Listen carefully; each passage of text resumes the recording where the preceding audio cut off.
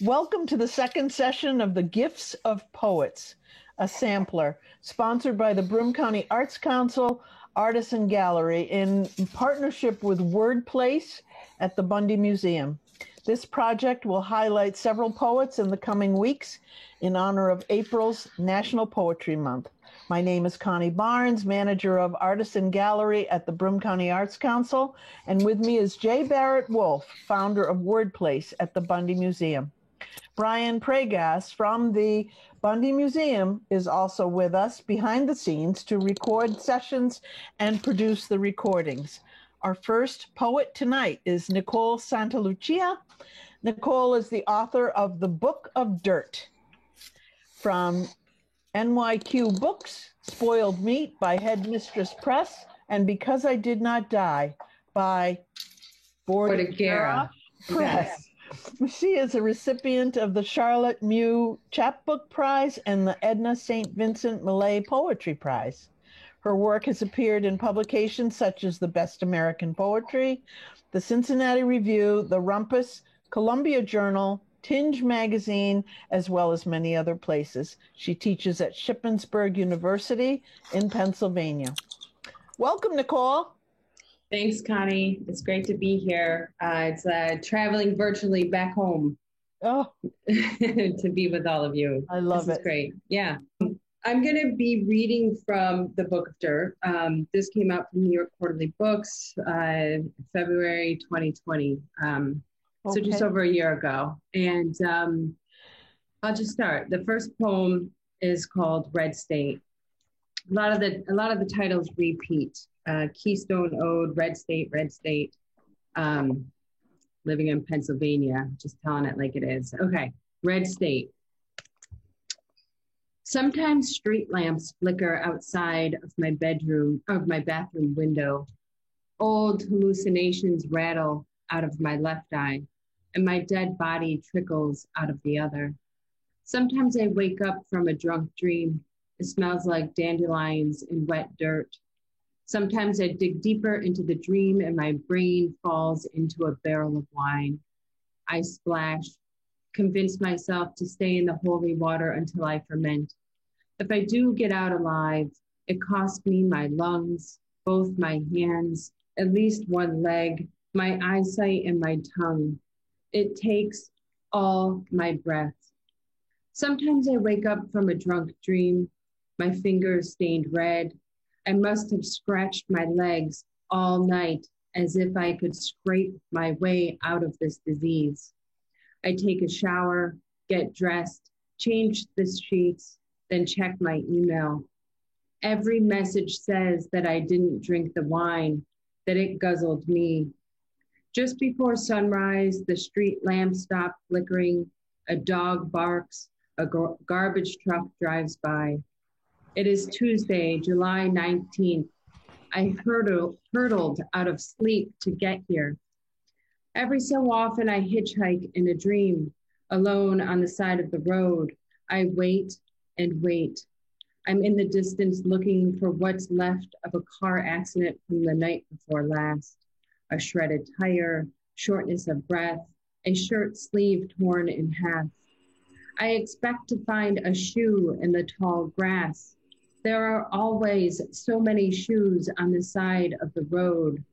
Every time I get to this part of the dream, I wake up. It's like I take my whole body off so that I don't get lost in the wreckage.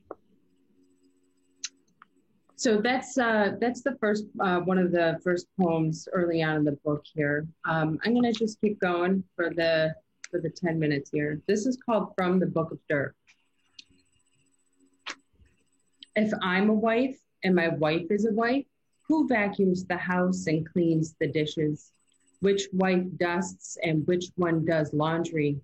Who cleans the dirt off of the dirt? Which one of us sucks dirt and which one spits out dirt? Which one of us doesn't fit into the word wife? If wife is carved into the dirt, whose left breast falls off and whose right eye is dug out?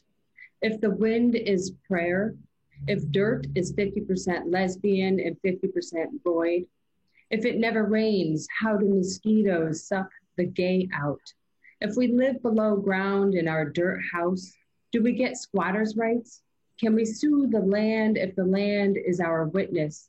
If we inhale the earth, if our bodies are silent, tell us what we own. If the law of the dirt is dirt, if wives travel west of the dirt, what customary law influences property rights? If individual grains of sediment never move, if the force of gravity pulls us deeper into the dirt, if there's no gust of wind or water or ice, our marriage will never sculpt itself into a mountain. If the valley of dead women in the dirt has been our destination this whole time, all we had to do was walk barefoot in our backyard. So the book touches on a little bit about living in Pennsylvania. My first book, Because I Did Not Die, was very much rooted in Binghamton, living and growing up in Binghamton. And there, it's a red state, it's very conservative, small pocket. And there was I don't live far from the Michoud State Forest. And in the 80s, 1980s, there was a murder of a gay hate crime of two women traveling on the trails. And I really connected to the land and the story and the history. This is called Keystone Ode with Jane Doe in it. So she didn't have anything wrapped around her throat. So she didn't have a brass lump instead of a heart. So her breasts were gone. So her right eye was a bullet. So she did have a toe tag. So her fingers dug a tunnel. So her name is Dirt. So there was a witness. So she did build a fire. So it wasn't enough to make it out alive. So her girlfriend was murdered. So her grocery list blew away. So she didn't go to buy milk. So the wind inside her throat activated a blessing. So the Appalachian Trail is her gravesite. So she was a lesbian. So she swallowed a peach pit. So she did stay on the trail. So the crickets sound like can openers. So little shards of metal dig into flesh. So there are bears and sandwich meat and chewed fingernails. So there's a forest with broken crickets. So it sounds like a leaky faucet. So all women are sinners fixing the rainbow. So this is the sermon. So in the last scene, a white man waves at the camera. In the background, everything empties out. So I'll read a couple more and then I'll pass the torch to our next reader. This Keystone Ode with hot sauce and motor oil in it. I live between a Kentucky Fried Chicken and a Red Devil gas station, between panic and pregnant teenagers, between the Turnpike and Route 81. The off-ramp twists like obstructed intestines, and the elephants at the toll booth toss quarters, make a wish, then head to the sex shop or truck wash. These elephants get dizzy on their way to the elephant parade that stops in front of my house on Sunday mornings. A blue elephant with orange wisps of hair stops at the Red Devil to fill up on red and devil. He litters. There's a pile of needles on the side of the road. This beast tosses everything in the gutter with chicken bones, hope, sour beef, respiratory disease, and underfunded schools.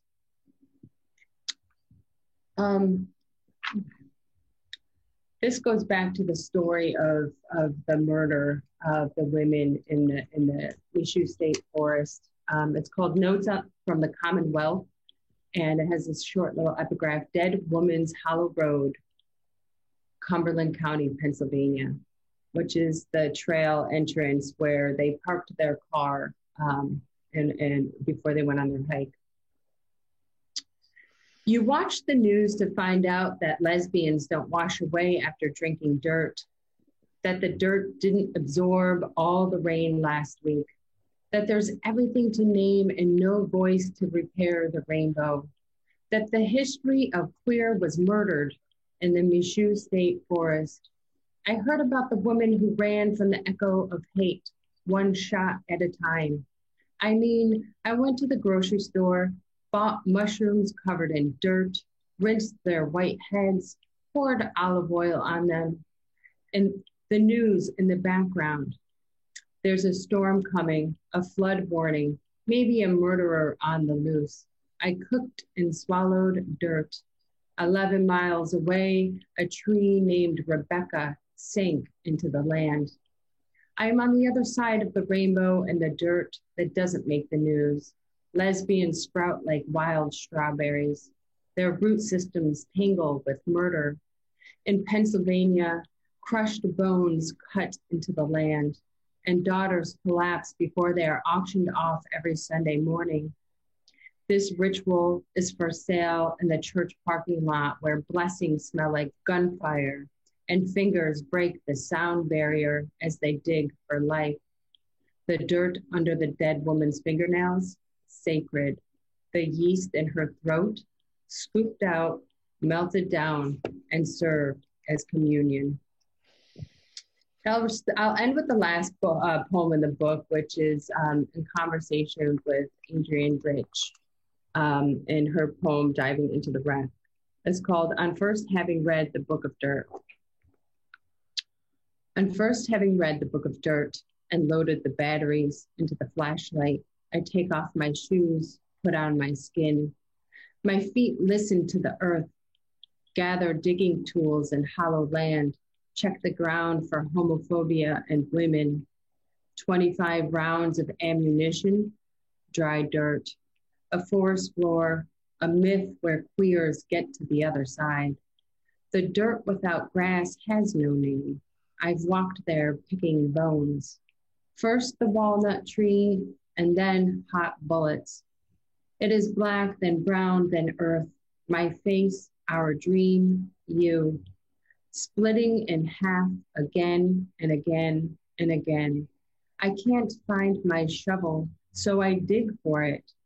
We wake up touching in the dirt, in the book, our hands reaching from under as if we could actually be together. The thing I came for is on the other side of the dirt, but there's no water or thirst or surface or air or sun. This is the place where there's more wreckage, more bodies. If there was a ladder, I'd climb out of the dirt. I'd gather courage to reappear and probably find myself in the middle of Pennsylvania, carrying an atlas of the difficult world and a flashlight with dead batteries. So I'll end there. Thank you very much. How we do this is now I will ask you a question or two. Everyone is certainly welcome to make some sort of comment or add to the discussion. But at this point, the questions will be directed at you. I'm thinking about what is it that sets a poem in your mind? How does, the point that the things you're working on, some of which will not ever finish, will not ever be poems, I assume. Certainly for me, that's true. Where is it that the line is crossed?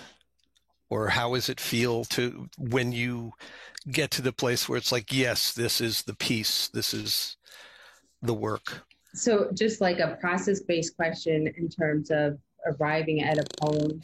I kind of turn to Ruth Stone's story when she talks about being out in the fields walking when she lived in Vermont, and she feels a poem coming, right? And she tries to run back to the house as fast as she can. And, Sure. And sometimes she makes it for the poem and sometimes she doesn't. And when she doesn't, she said the wind will blow it to the poet in the next town and they'll catch it. So it's just a beautiful, I love her. Excellent. I mean, yeah. So I feel like, I don't know, I'm such a fan of Ruth Stone and her work as a powerful female voice. I feel in line with that concept, Sure. Do I show up for the poem or does the poem show up for me? I mean, Yeah, we can I'm gonna count change that. Yeah. how many times we're in the car and it's like, I have this great idea, and you get home and it's like, I had this great idea.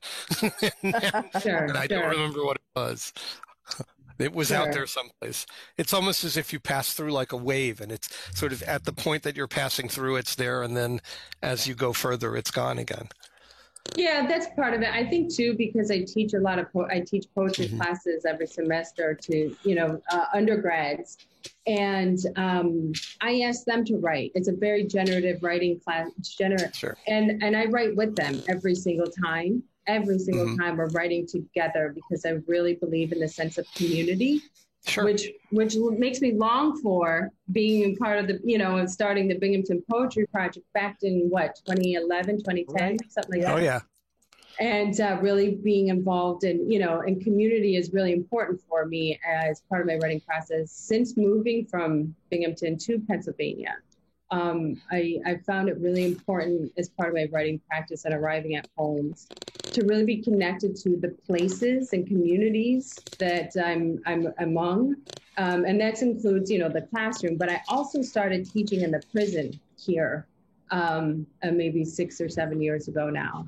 And working with the women. I mean, I would sit in the prison with the women, and they were supposed to only let me be there for an hour session.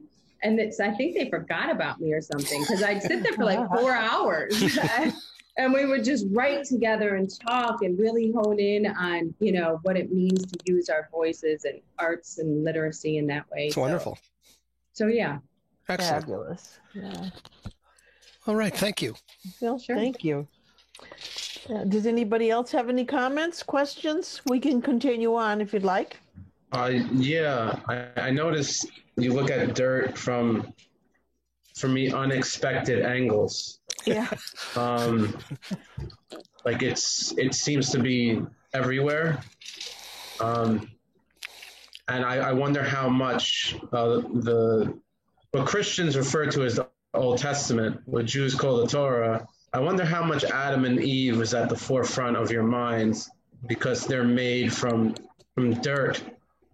You also have these murdered people sinking in the dirt, and then there's the dirt on the mushrooms. So how did you get to this dirt being the nucleus or the gravitational pull?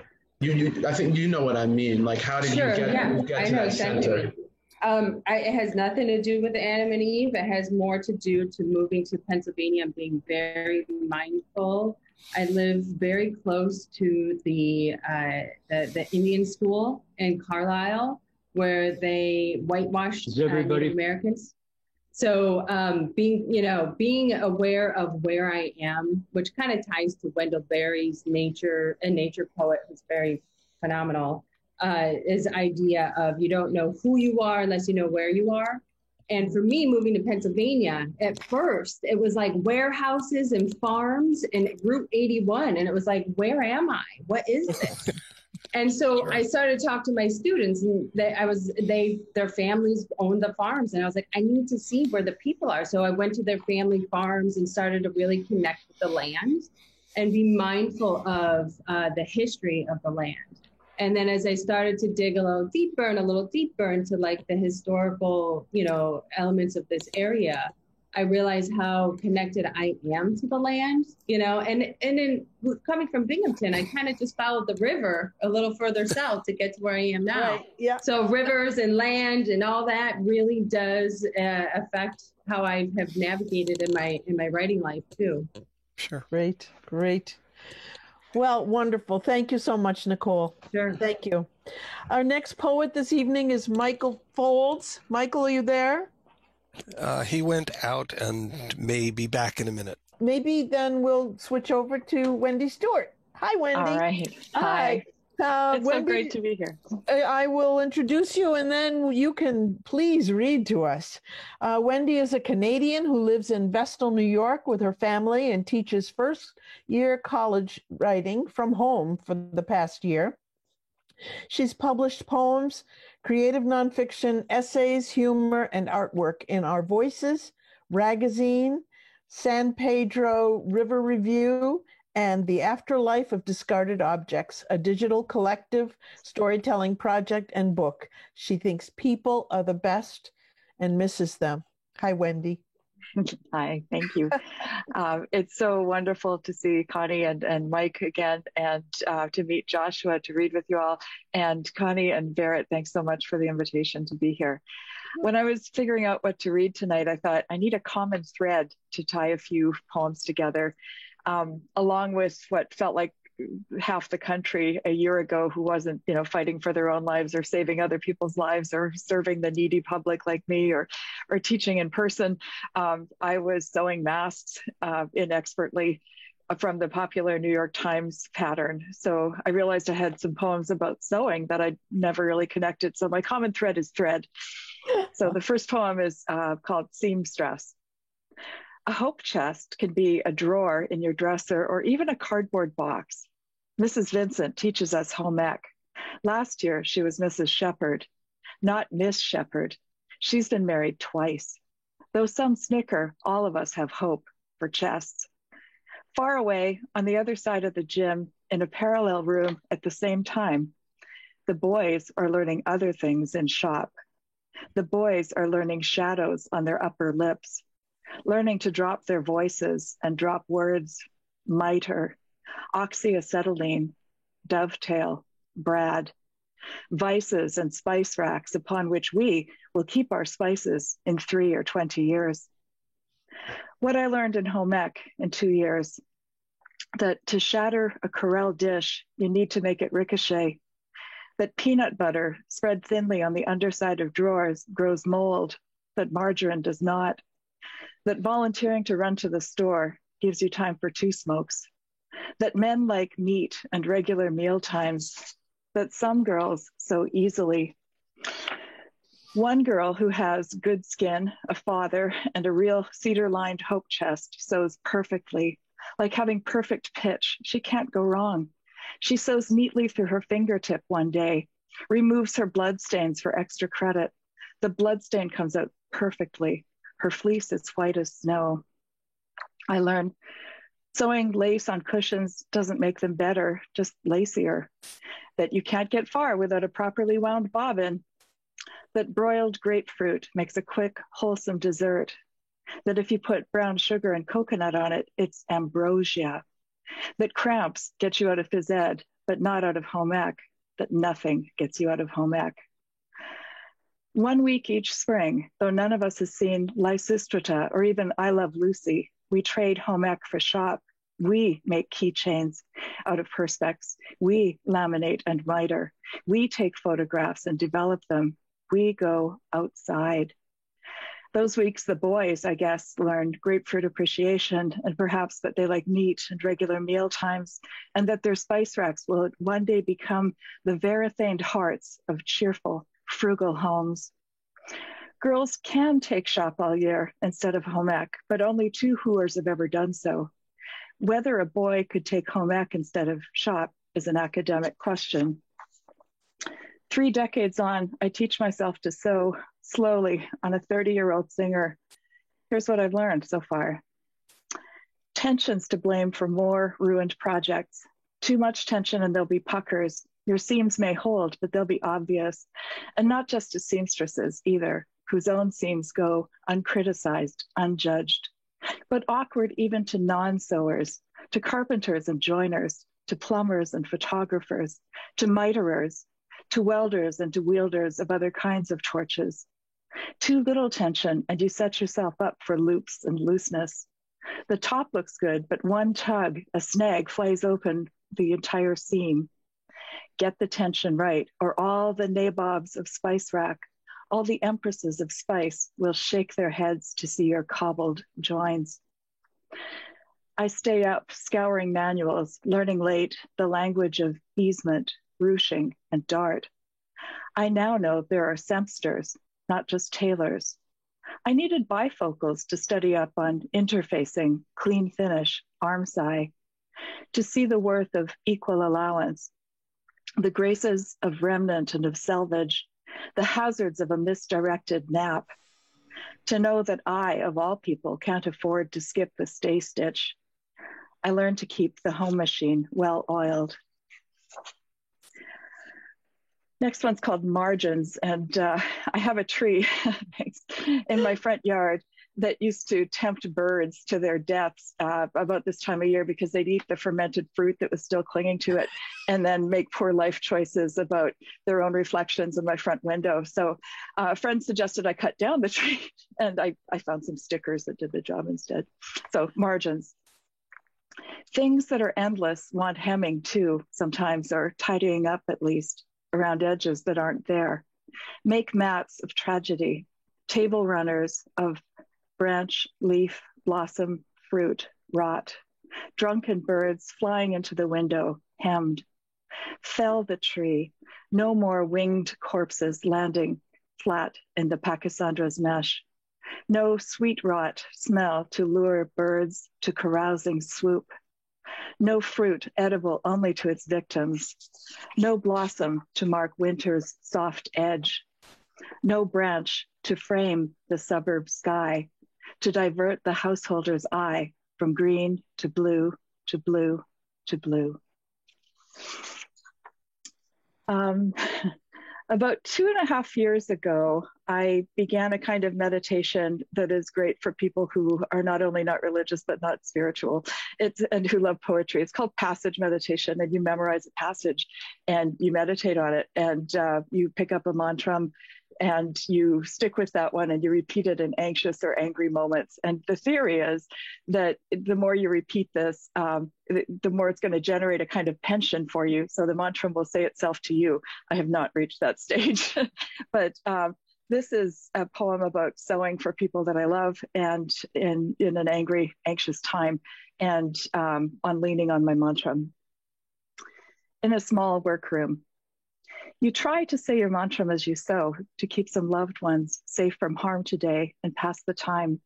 You haven't reached the state where it says itself to you without your will. You want each stitch to pierce the cloth with love and armor too.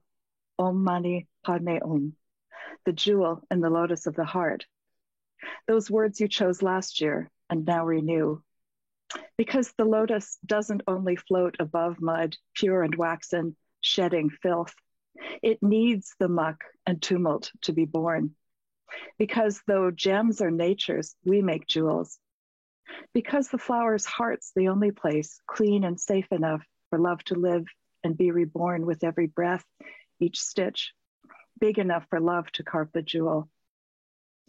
Today, those jewels are homemade pleated masks, a plain enough design that even you can puzzle out the planes and the facets, 2 each, 1 mask to wear and 1 to wash. The jewel also is your daughter's face, yearbooked too soon by Zoom, like snow in June. Her beauty blooming in her anxious room, the mask will cover when she steps outside. The jewel in the lotus of the heart is too your husband's strength as he prepares to shop each week with courtesy and wit. This mask pays homage to the warrior's rank. And it's your friend who lives alone and needs to minister to you once in a while over FaceTime cocktails to call to mind laughter's not diversion, nor fear's mask. It's also your dear neighbors, friends who walk despite, because of, ailing heart and lungs, who'd water houseplants when you'd go on trips, and now will tend your child if there's a gap from us to us. The jewels weigh down your hands as you thread bobbins, pin right sides, tuck in and pleat, reverse, top stitch, pick out bad seams, and say, not here, Om Mani Padme Om. Your singer, knowing Greek but not Sanskrit, hums its mantra louder than your own. Synchronous, synchronous, synchronous, synchronous, synchronous, synchronous. And that's right too. For 2 things can be true. Machinery of now to pull my hand, hand though inexpert, growing steadier with every stitch. And there's a short one, a little bit lighter for the last one. It's called Sawing Logs. In the night, I complain, 10 lions mate with 9 lionesses. Now, I'm no prude, but who wants to listen to that? A whale struggles to expel a branch lodged in its blowhole. A mountain gives up on being a mountain and falls around my ears. Jets rut midair. Marmosets whistle and scream in the bedclothes, bounce off the ceiling, twitter my ears. A dog laughs stertorously. Giants braid together railroad ties studded with spikes. And the one who braids the most gets to eat the other's bones.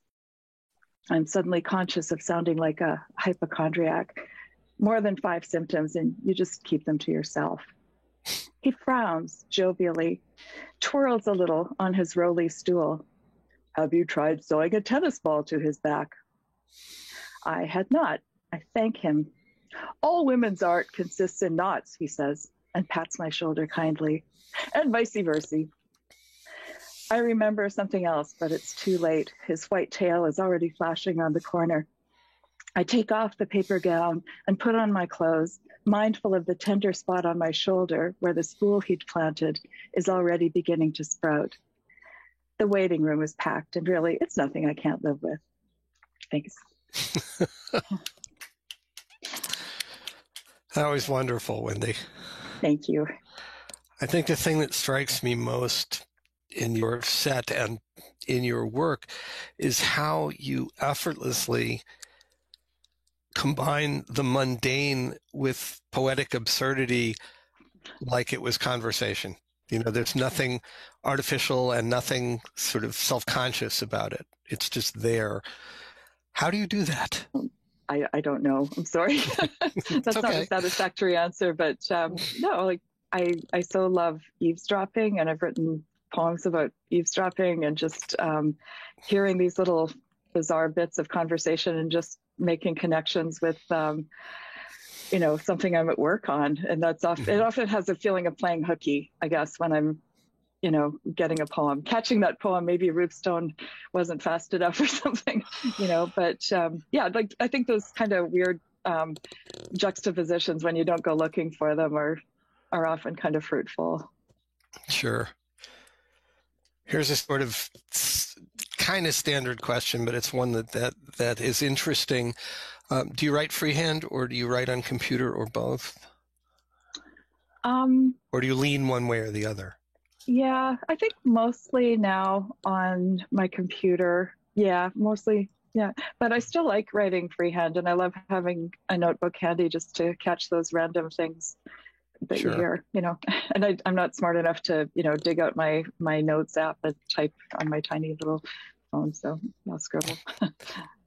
I've always found that the problem with doing that, taking down some piece of conversation that you hear or a line that goes by when you're looking at Facebook and it's like, oh, that's wonderful, I'm going to use it. And I have a pad full of those that I haven't touched. Mm-hmm. We all sort of do that as poets. Thank you, Wendy. That was wonderful. My pleasure. Thank you. Our next poet this evening is Mike Folds. Michael is an American poet, publisher, author, and businessman. Born in Baltimore, Maryland, he grew up in Endwell and later graduated from Ohio State University in anthropology.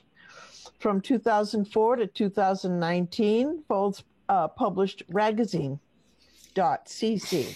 a free global online magazine of art, information, and entertainment.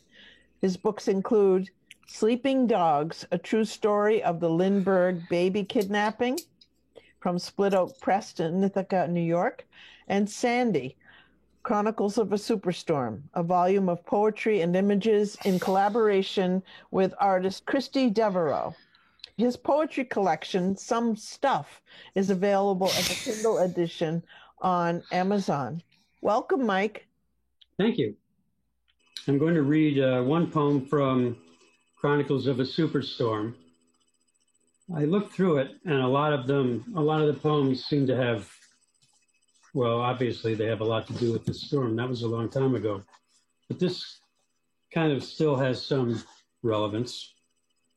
It's Sandy 19. There are 20 poems in the group, and Christy Devereaux ended up doing quite a lot of images after Sandy, the storm. She lives on Long Island.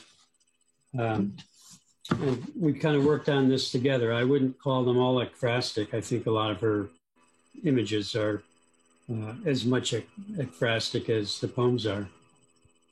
This is 12-12-12. I went to a store last night and bought a few toys for the kids who lost theirs to Sandy's jealous reach. On the way to the parking lot, I wondered who would get Operation, who would get the Matchbox cars, who would get the dark brown, soft as silk stuffed dog, and who would learn to play chess. I wondered if it made a difference whether boy or girl got these gifts, if the girl who played Operation would become a doctor, whether the toys were more for boys, or if girls would like something other than the dog, or was the dog too dark for a girl? Should I have gotten a pink dog instead of a dark brown dog? A different game, maybe, that girls play. I wonder if there were more boys than girls in the homes that were destroyed, and whether the women in the office thought about that too. And did they spend more time looking at toys for girls than boys? Who was it for? A certain person or a certain sex? Or just a kid who opens a box from someone unknown and finds a gift whose roots grow deeper through the years?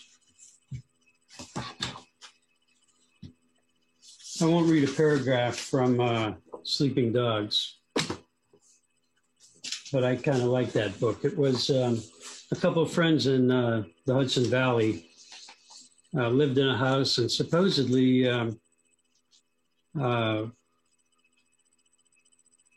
they found a gun that was in the yard. Actually, it was buried in the floor of a shed.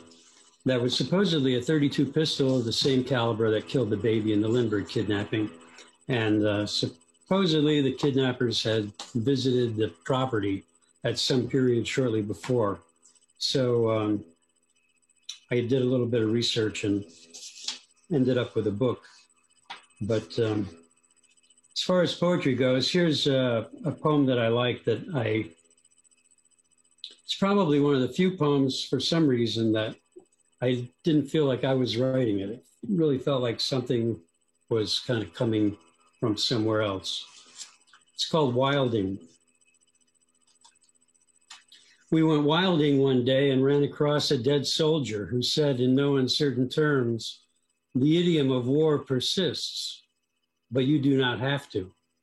We went wilding one day and came upon a ruined city, standing not so tall in the wind that blew its embers to the sky. One day we went wilding and found ourselves alone in a field of bloody soil where the only things that grew were wildflowers. Threw our bodies into it, and with what little remained of what we stole, and threw our bodies into it with what little remained of what we stole. Where you walk is where we ran, remembered now no more than a wave in a sea of shame washing up on a nearby shore. We went wilding one day, found ourselves as men asleep, no more, no less than sheep oblivious to the abattoir. We went wilding one day, villainy, our first and last desire. I walk in the morning. I usually get up around 5:30 or 6 and go out for a mile or more. And it got to the point where it felt like it was automatic. I would get up, put on my shoes, take off, come back, have breakfast. This is called Wake Up, Say My Feet. Wake up, say my feet, my shoes are calling. It's near the break of dawn, or perhaps it is the break of dawn. A red line marks the crest of the hills forming the valley, blending yellow, then whitish blue or bluish white. Some mornings it's hard to tell. And off we go, full moon to new moon, wandering in darkness as the sun returns to steal the night in our illusions, to shed some light on our delusions, our dilemmas. And then the days when clouds obfuscate our vision, enhancing solitude, where the naked limbs of shadowed trees reach in all directions, pointing everywhere and nowhere, home to chattering birds who know well where to land. Wake up, say my feet. My shoes are calling, and off we go again.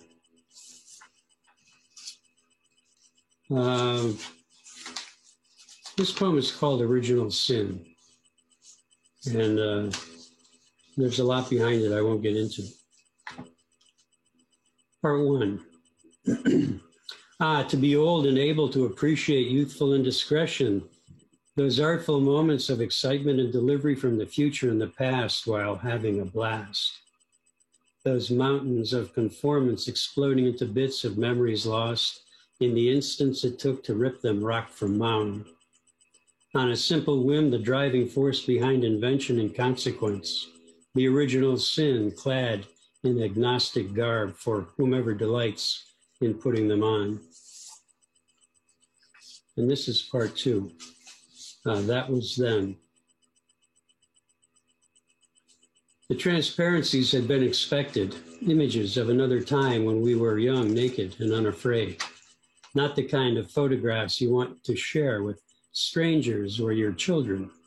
Pulled from the slide sheets, they sat collected in a bag until the decision was made. The ash of their cremation settled on new-fallen snow. The smoke was intoxicating. And then I was alone again. I don't know how many people drink when they write, but here's a poem about Rum River. I found a poem in a floating bottle. I went looking for another and another. Found a few, but not fateful like the first. My thirst unquenched, I swam the length of the river with good intent, but all the bottles found were empty. I found a poem floating in a bottle and wished I never had. This is a poem I wrote after my father died. It's called What Needed to Be Done. When my father died, I dressed in the clothes I had on and waited with my mother for the crematory staff to come and take his body, stiff but no longer sore, cooling but not yet cold. When my father died, I pulled the arrow from beneath his wing and saw the blood seep onto his red feathers before he flew away, skittering along, for we could rise no higher, searching for a safe place, and I wept for him and for myself. When my father died, I pulled the trigger that sent the shot into the bare limbs where sparrows land in spring to rest and shelter. When my father died, I pulled the hook from his taut lip, slit his belly, slid my finger up his open gut, pulled out his heart, laid it in ground moist with piss, and ate the flesh. I heard the steel drum beat once when my father died, carried him to high grass, dug a shallow grave in the rain, gave him his last rites, and left his bones to dry. When my father died, I saw his body take 3 shots, rolling away with each as if leaping out of harm's way. But the damage was done, his meat inedible, his pelt like his death of no value. When my father died, his body went to heaven, but I don't know where his soul went because I didn't see it leave. When my father died, I saw his body on the altar and knew his soul was already in heaven. When my father died, his grandsons dug his grave. When my father died, the cannons fired, the flags waved, the doves flew, and the night wore sequins on her dress. When my father died, I cut the grapes and made the wine. When my father died, I moved on but never left. When my father died, I heard the heart within give up, and when my fathers all had died, I was left to clean up what was needed to be done, and did, but how the years flew by. This is a poem called The Sedition Editions, and I wrote it, I wrote it recently. So here we all are in our own personalized bunkers. The wall of fame around the Capitol has been breached. The wall along the southern border got its last visit. Now an army with physical presence stands watch to see an invisible, secular, immutable rule is preserved. The sedition editions of newspapers and news broadcasts echo loudly as the put-upon takes stock, admit fear, while sycophants continue parroting lies, fabricated events, and struggle to find reasons to believe the unfounded, too weak to admit defeat, to see themselves as others do. History screams, we are not a peaceful nation. Wars within, wars without, assassinations, genocide. So much fades into history and seems lost when another face of calumny arrives to remind us, given a chance, we are no different from the rest. The barbarians, it seems, are always at the gate, waiting, preparing for the time the civil tides ebb, and they can satisfy their coprophagic appetites on what they believe to be the death or dying bodies of liberty, democracy, and truth. So here we all are, many of us driven underground by weak-minded, ill-intentioned individuals led by absurdity itself into the minefields of what another imagined would put him safely in the ranks of Nero, Caligula, Hitler. Now that it's time to come out of hiding and show gratitude, a little old lady had the gumption and fortitude to declare not only is enough enough, but to put accountability on trial, and not just a man. Should another charlatan try again to stack the deck, precedent will grease the wheels of justice, so ignominious powers wither and die like hatred and lies in gardens of truth and dignity. As for the followers, some people just won't learn. Thank you. Thank you. You're welcome, Mike. It's interesting. There's a long tradition of people who, you are unlike a lot of the poets. You're a businessman. You do a lot of different things, not just poetry. And that, I would guess, gives you a different perspective on it. You know, what is the choice to write poems coming from in your estimation, in your life? I have a pretty eclectic interest, and there are a lot of things that kind of inspire me or spark an idea, and that's what I'll write from. But what I hear a lot and what I really admire, and I find myself pretty much unable to really do so far, is generate the kind of inspired literary references and really poetics that I hear in Wendy's and Nicole's and, you know, other people's writing. So a lot of the stuff I write is a little bit prosy, I think, you know, in terms of storytelling, but that's kind of where I'm coming from. I love the poem about your father. There is such a power. I mean, the tool of repetition is one thing, but you take it a step further. It's just beautiful. I mean, I can comment, but it's really just comes down to it being really beautiful. Thank you. There's a great deal of power in writing about our parents, particularly after they're gone, because there's a sense of freeing that we can say what we want to say, and we're not afraid that we'll be judged for it later. Well, that's true. I didn't write a lot of that part, but I will worry about later. In fact, it's funny because I had a lot of interesting experiences growing well in Columbus and working for High Times and a couple of other magazines. It was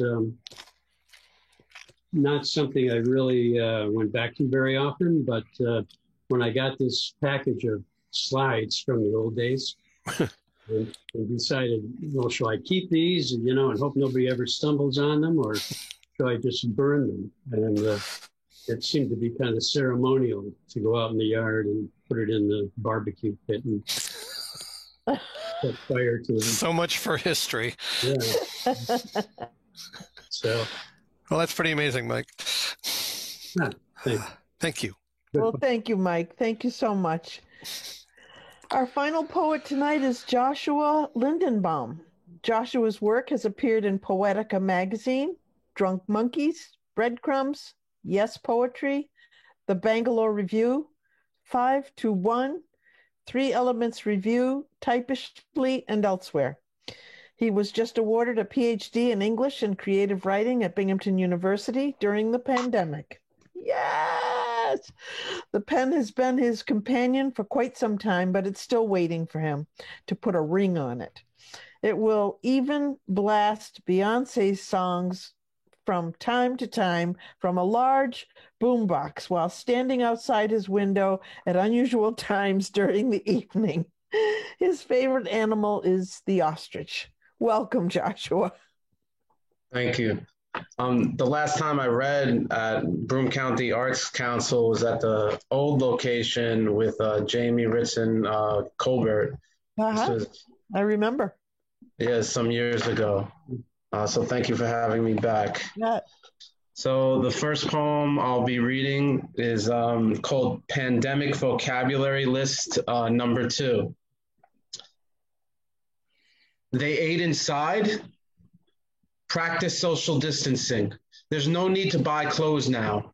Pantry loading, immune compromise, senior hour, contactless delivery, no mask, no service, no exceptions. N95, Remdesivir, Moderna, Pfizer, J&J, Eli Lilly needs to be at least 50% effective. Kodak, the camera company? Frontline workers, essential workers, heroes, dismantled mailing sorters, slowed down mail. You hug someone? Hospital capacity, ventilators, PPE. You made your own hand sanitizer? Practice social distancing, virtual work, virtual conference. Prices in major cities are going down. She bought a porta potty for her backyard? That's a good idea. Practice social distancing, empty middle seat, positivity rate, lip sales are down, mouth sweat, my ears hurt. They're putting bodies in refrigerated trucks. Ventilation, droplets, microscopic droplets. Singing is dangerous. Practice social distancing. Reservation needed to go to the gym. You going to work at the office? You mean an actual office? The real economy, Wall Street, IPO, V recovery, M recovery, W recovery. It's at 170,000 now. Teachers are retiring, afraid of dying. Class cohorts, virtual learning, hybrid, in-person. Test them every day. Testing is going up. Testing is going down. Rapid test. Testing. 1, 2, 3. This is just a test.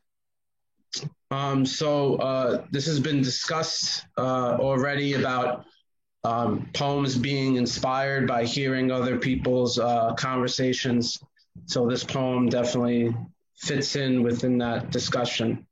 It's called We Deserve This. And I was reading an issue of Poets and Writers in Chipotle in Vestal, where this poem was inspired. All right. We deserve this, the thin girl said to her thin friends right before they carried bags of Chipotle out the glass door.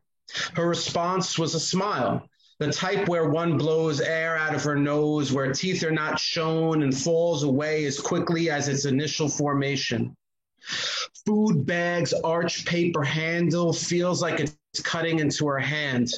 Food bag's pudgy bottom feels weighty, or she feels weighty. She doesn't know anymore. I'm going to eat in my room. This time she managed to smile with teeth pouring through lips, slowly closing the door behind her with a back-twisted hand. She listens to the click of the lock, letting out a sigh as she leans against its solid form, dropping her chest. Sitting in the chair, she stares at the bag, at its pressure from the inside. It's like the food wants to escape. Salvation forms as she grips the side of her desk like a politician at a press conference. As soon as her fingers touch the paper bag, she rips it open like a gift, tearing away that annoying aluminum foil, shoving the burrito in her mouth, taking chunks out of it, picking out every morsel of food that fell in between the valleys of the foil. She pushes her digits into her mouth quickly, like just touch the hot stove fingers. There's no time for taste, just filling. As her eyes begin to see again, all that's left is an assaulted bag on the floor and flattened out aluminum foil, distorting her reflection along the uneven surface. A gulp finds its way down her throat, and her hand crumples the foil into a ball. Squeeze, squeeze. I did it again. Squeeze, squeeze. I'm going to get fat. Squeeze, squeeze. I need to go work out. Squeeze, squeeze. I need to... She closes the bathroom door behind her, gets down on her knees in a position of repentance, holding 2 fingers in front of her as if she's presenting them to her mouth. She stuffs them into her until it all comes out, emptying to fill. Sideways hand wipes mouth from wrist to fingertips. Catching her breath, she notices excerpts of vomit on the wicker basket on the side of the toilet, filled with magazines that display your dream body, how I got thin, your best body ever, sexy abs fast. Still on her knees, she lets go of the ball of aluminum foil like grip just died. She cleans the basket and all the magazines it holds, using the toilet to help her get off the floor. She stands with the hump of her back first, with her head slowly following. 2 fingers flush toilet, hand brushes teeth. Hands wash hands and rest on the sink's counter. Quickly looking away from the mirror, her hair cups around her. Put on a happy face appears on her mind, wearing her mother's voice. Throwing her hair back with her head, she smiles at the mirror, accompanying it with a hearty laugh for good measure. I'm good, she thinks. Real good. Satisfied, she grabs a magazine that yells, flat abs fast, walks out the bathroom, slips into the bed, lifting the blanket unnecessarily high. She reads, turns, and looks, and reads, turns, and looks, and reads, turns, and looks, until her body goes flat, with the magazine still open on top of her. So this next poem was heavily influenced by Jamaica Kincaid has this piece called Girl. I highly recommend reading it. It was also very influenced by Ariel Levy's creative nonfiction piece called A Lesbian Bride's Handbook, which I first saw on Best American Essays 2014 college edition, edited by Robert Atwan. I really like taking the genre of manuals and how-tos and putting them into poetry form. I'm an 80s baby. I was raised in the 90s. And so the language in this is quite off-putting, but that's what it was growing up. Okay. How to be a teenage boy in the 90s. Be afraid. Don't voice your appreciation. Make fun of people who do by saying, what a faggot, and then chuckle, and then make eye contact with other males for confirmation. Stare violently at the person you're making fun of. Look at your friend with eyes that pack him tightly into a box with no holes for breath.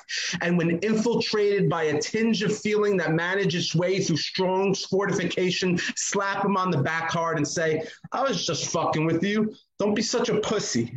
Don't feel, don't show, hurt people that do. Don't allow them to question your way of life. Feel their flesh and bones give under the sway of your fists. Be afraid. Make an angry face to scare people. If someone fucks with you, hit them hard so others get the message. Be afraid. Do this till your brain and tongue turn into ulcers. You are a man now. Congratulations. Grab your crotch and spit on the ground. Speak about women like accomplishments or a new purchase. For example, respond to your friend, whether it's true or not, by stating, yeah, I fucked her. That pussy was good too. Now I'm going to fuck her friend. You know, buy one, get one free. Hump the air as you say this. Sandwich your bragging with a hearty laugh. But while with the girl you haven't slept with yet, and you may not, let your guard down to breathe. Men need to breathe. Breathe. Don't forget to breathe, but don't breathe too long. After all, what are you, a pussy? I'll read one last one, and this is kind of related to the previous one. It's called Geology. Wow, she's beautiful. I hope she doesn't realize. Or, she's hot. I hope she feels bad about herself. Or, I want a woman like that. Which translates to, I can't be with a woman at that level unless she has a low self-esteem. And underneath further, I want to be with a woman who's more attractive than me so I can feel good about myself. And delving deeper, my value is based upon my partner's attractiveness.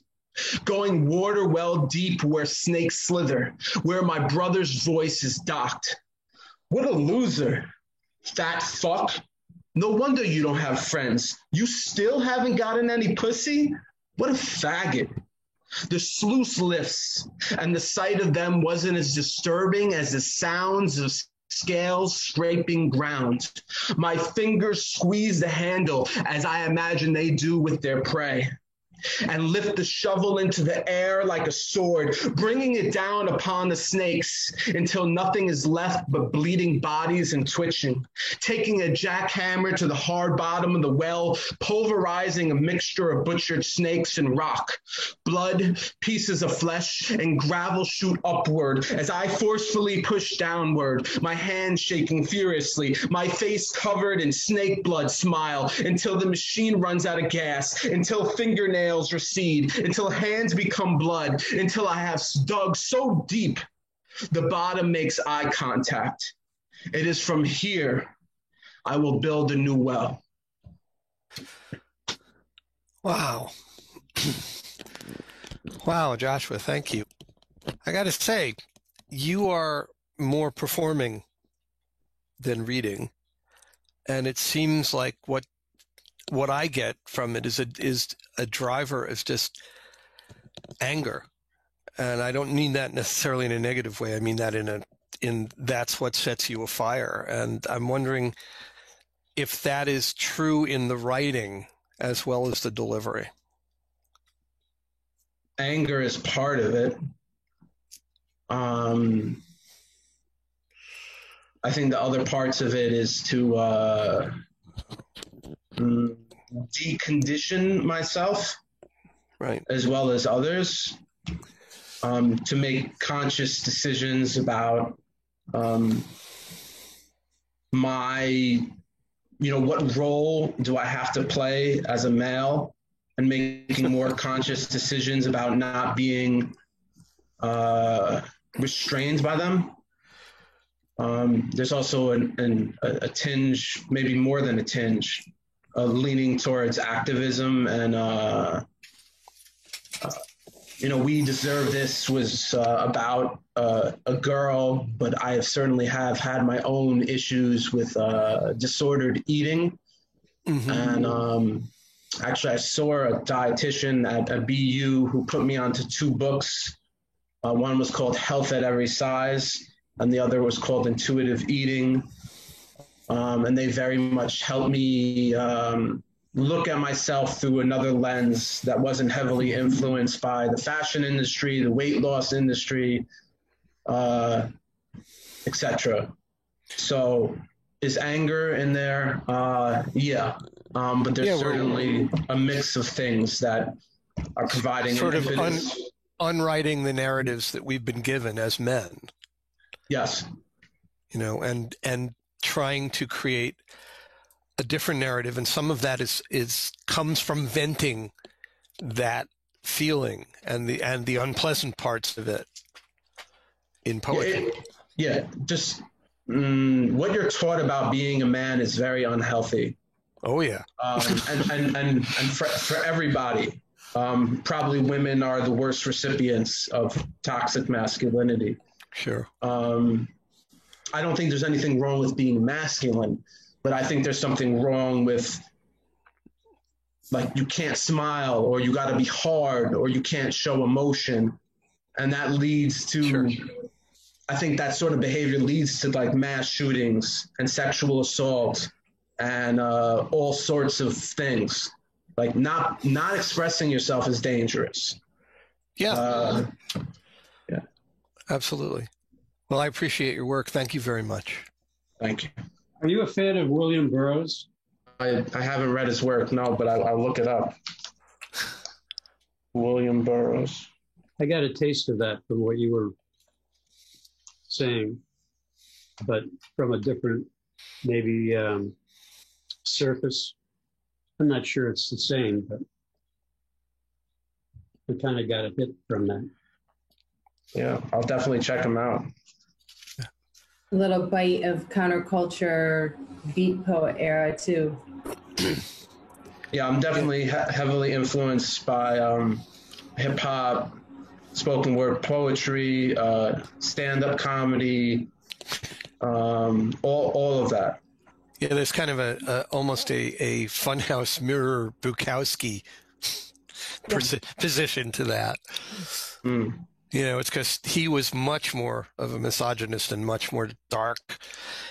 It was angry, but not in a positive way. You know, I mean, the stuff's good. Don't get me wrong. I like Bukowski, but you know, he was a hard one. And in light of the current way we see the world, it's definitely problematic. And you're sort of sort of filtered back at the other end of anger. Mm. Bukowski was a real drunk poet. Pardon? I said A drunk. Yeah, a drunk. Well, oh yes.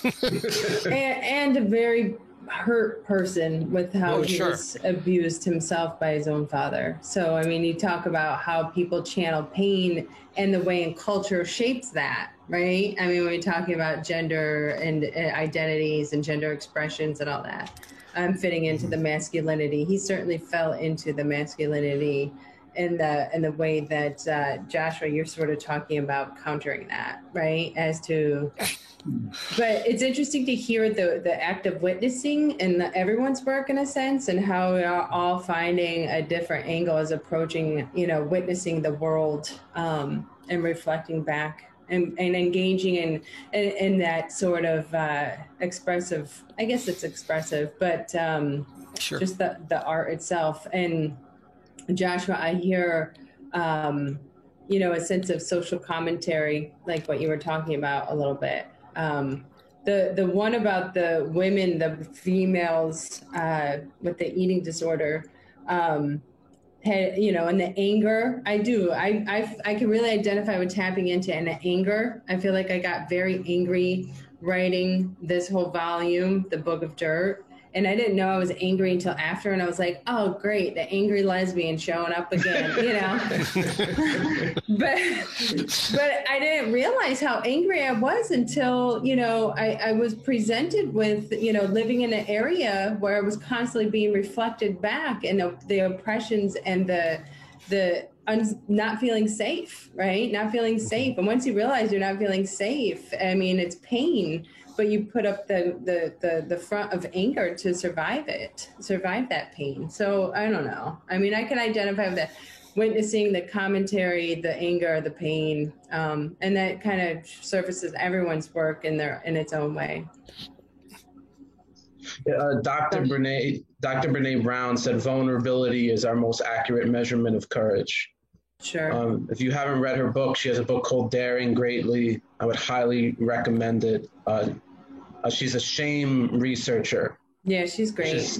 That's an amazing job, a shame researcher. I mean, like, and she is vulnerable as she gives you advice in writing her book. So she's practicing what she's telling you to do as she's telling you to do it. Like, perfect blend of creative nonfiction and also using anecdotes in her own life. Incredible writer. Who is that again? Dr. Brene Brown. Thank you. She has a lot of TED Talks that are great. That give you, if you look her up, you'll see. I'll give you an overview. Okay.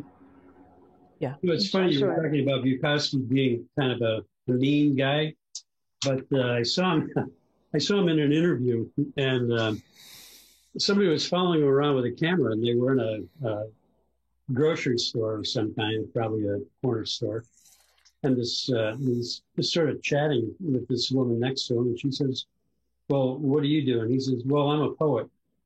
And that was it. And but he seemed really okay there, you know, like there was no anger in that. I mean, it just, you know, his whole demeanor kind of was different from when he was talking to the interviewer in the rest of that interview. It was kind of amusing to see that dichotomy.